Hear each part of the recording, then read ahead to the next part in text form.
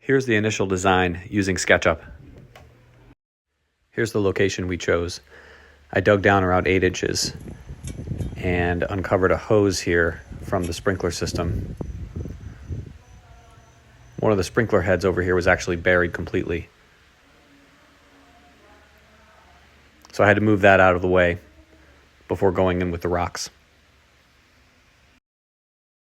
I rented this cement mixer to pour the slab. It's pretty cheap. You probably want to use a better mask than this. The dust is terrible. You should also use a bigger tarp than this. If you wind up getting that dust on your nice pavers, it'll stain. It'll be impossible to get rid of that stuff, and your wife will be pissed. I used this fiberglass rebar, which doesn't rust. Probably overkill. Definitely be careful touching this stuff. You need gloves, really. This stuff is pretty toxic, and shards come out of it and whatnot. Here's the finished slab, 5.5 inches thick, reinforced, and I broomed it to give it some texture. Concrete block is super cheap. This is a handy tool.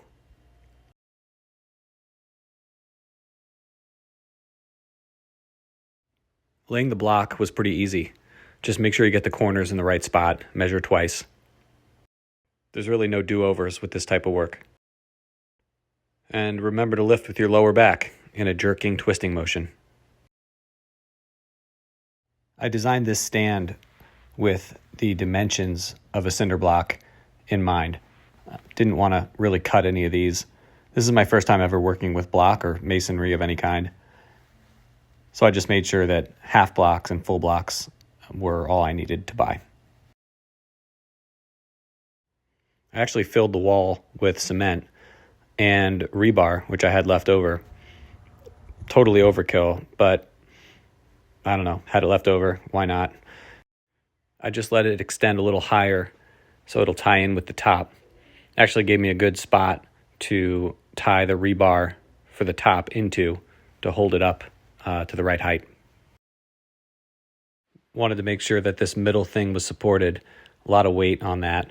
And also it was supported with a thin piece of wood so that when I knock it out of place, it doesn't move up or down at all. Mixing cement is super easy. Just start with the water and keep putting in more and more of the mix until it looks the way it should.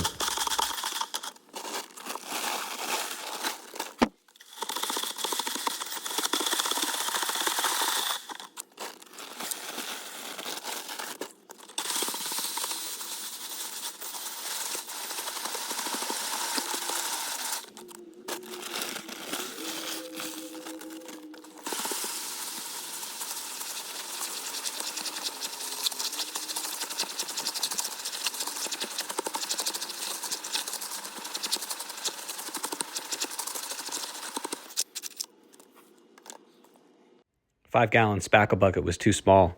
This plastic thing was fantastic. I borrowed a drill from a friend. I didn't have a cement vibrator, so I sort of made one out of a Black & Decker wobble sander and some wood. It worked okay. I broomed this top as well to give it some texture so that the brick will hold on to it. The stand turned out good. I'll leave the video here and post another one to talk about the next step, which is, I guess, the vermiculite layer. And then we'll start building the dome and some of the bricks on the outside.